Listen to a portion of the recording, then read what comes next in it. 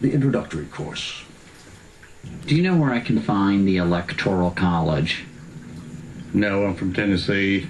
Go up 2 blocks and turn left. I don't think anybody can answer that, can they? Of course, the Electoral College isn't a place. It's the process by which the president is chosen by us. Sort of. When you and I vote in the presidential election, we aren't voting directly for the candidates. That would be too logical. We're voting for electors, actual people who pledge to vote for that candidate. Indiana, for example, has 11 electoral votes. So who are these electors? I was the only person, I believe, in my congressional district in my party that filed for presidential elector. Mike Schmuel is a 29-year-old Indiana Democratic elector. If Barack Obama wins Indiana's popular vote on November 6th, Schmuel, in a separate December election, will cast his vote for Obama, a vote that actually counts. So very few people know that if you're an Indiana Democrat voting, you think, for Barack Obama, that you're actually voting for Mike Schmuel. I think a number of people think it's strange that we don't directly elect our president and vice president. The power of the Electoral College resides with the states. If the majority of people in Kentucky vote for Romney, then Kentucky will cast its 8 electoral votes for Romney. It may sound good in theory, but in practice, well, even a third grader can see there are problems. We're going to have a little election here. Who is voting for colored pencils? 10 votes for colored pencils. Who is voting for markers? 14 for markers. Markers have won the popular vote. And now we're going to have the real election.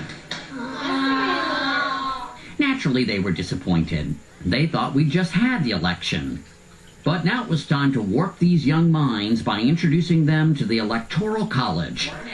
So we broke the class into 5 tables or states. The majority at each table, either markers or colored pencils, would get the table's 1 electoral vote.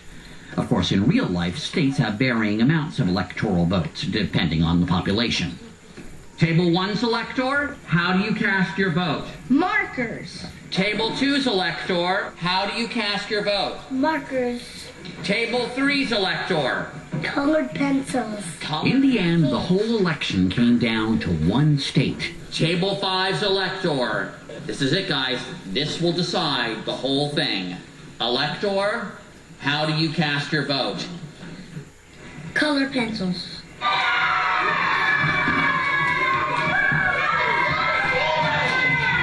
What's that? We're still cheating! Everybody should think it's unfair.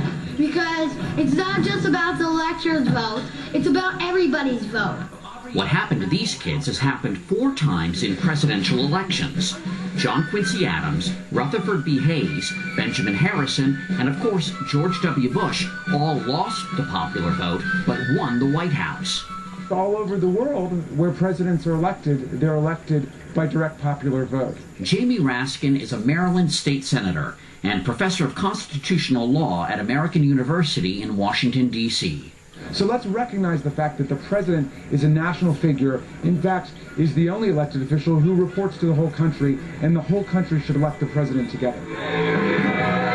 Defenders of the Electoral College say it forces candidates to campaign all over the country, not just in heavily populated big cities where they could run up the score. Except that they aren't campaigning all over the country.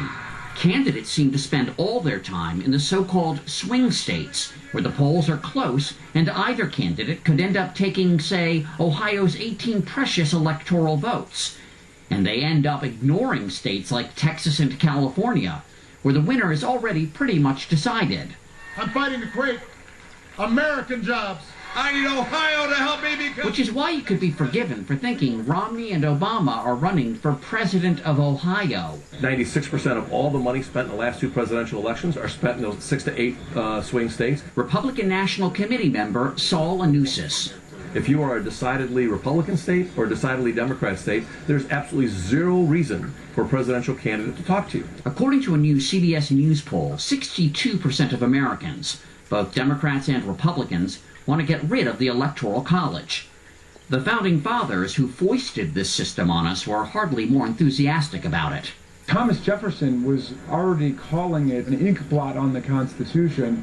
People have noted for centuries that it's deeply problematic. So Jamie Raskin introduced a bill in Maryland that strips the Electoral College of its power without the heavy burden of amending the Constitution. A very creative plan has emerged called the National Popular Vote Plan, which says, let's create a compact of states in which the states commit to cast their electors for the winner of the national vote rather than the winner in their state.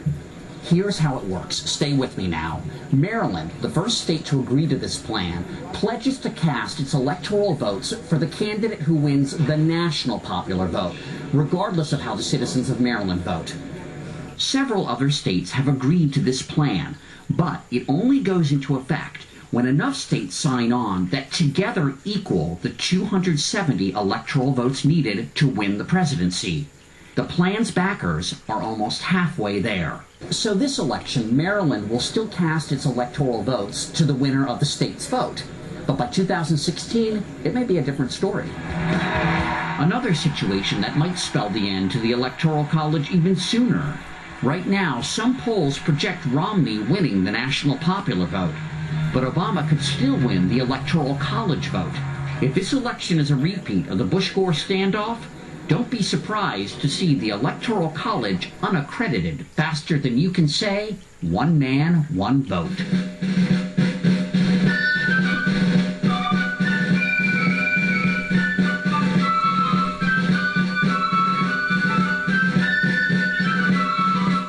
Trouble